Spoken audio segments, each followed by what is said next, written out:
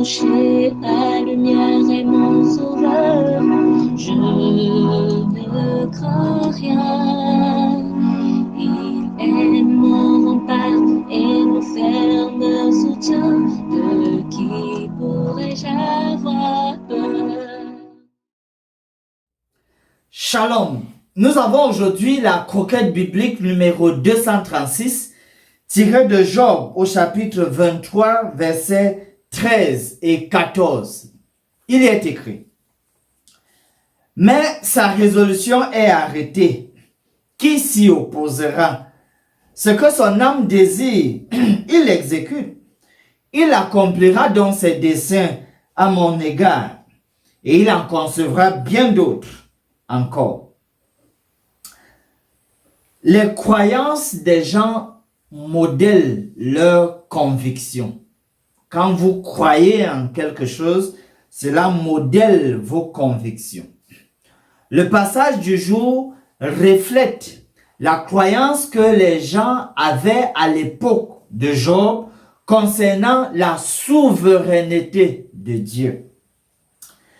Ils pensaient que Dieu exerce sa souveraineté de manière arbitraire, de manière irrésistible, et qu'il ne peut même pas avoir de demi-tour vis-à-vis dans la pensée divine, que Dieu est libre d'enlever, parce que eux ils croyaient que c'est Dieu qui avait enlevé à Job ses richesses, ses enfants, ses biens, possessions, brebis, tout, que c'est Dieu qui avait enlevé cela, et que quand Dieu agissait, donc, il n'avait aucun compte à rendre à qui que ce soit, parce que, voyez-vous, il est libre de faire tout ce qu'il veut, comme il veut.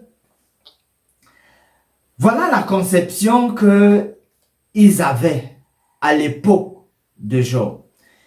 Cette conception mérite d'être quelque peu clarifiée. Partons sur la base selon laquelle Dieu lui-même a rendu témoignage du fait que Job le craignait. Il était intègre.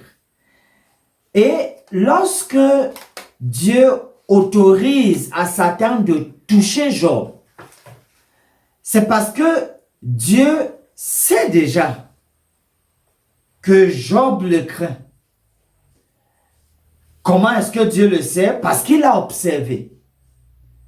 Il a observé l'intégrité de Job, sa piété. Et donc, sur cette base, lorsque Dieu autorise, c'est vrai, sans demander l'avis de Job, c'est parce qu'il s'appuie sur ses observations et il est sûr que comme Job le craint, alors ce sera juste une épreuve, ce sera juste un examen pour démontrer qu'effectivement Job le craint.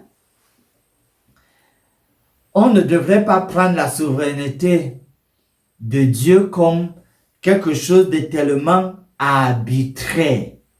Dieu tient compte de notre volonté, mais à un moment, il peut, sur la base de ses observations, laisser libre cours à une épreuve parce que cela va venir confirmer ce qu'il a observé et ce qu'il sait.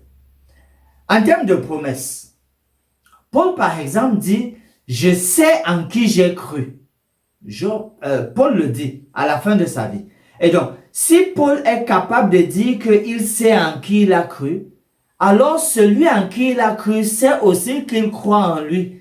Donc, Paul savait qu'il avait cru en Dieu. Dieu savait aussi qu'il avait cru en lui. De la même manière, quand vous, cher ami, vous croyez en Dieu, Dieu sait aussi que vous croyez en lui. Quand vous avez confiance en lui, il sait aussi que vous avez confiance en lui. Et donc, toute épreuve qui peut arriver, il sait qu'il vous aidera. Parce que, voyez-vous, aucune épreuve n'est au-dessus de ce que l'enfant de Dieu peut supporter. Réclamez juste sa force à un moment comme celui-ci, pour que le nom de Dieu soit glorifié. Finissons par ce mot de prière.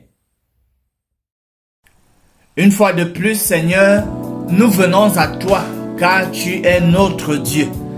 Nous prions que tu nous établisses continuellement dans notre statut d'enfant de Dieu et que notre privilège d'avoir la compagnie des anges porte du fruit à ta gloire.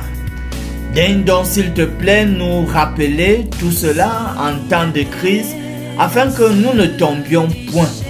Enlève toute crainte dans nos cœurs et remplis-les de l'assurance de tes promesses. C'est là notre prière au nom de Jésus. Amen. Espérons l'Éternel, mon âme, espérons l'Éternel, qu'un chant s'élève au Dieu du ciel, qu'un chant s'élève au Dieu du ciel,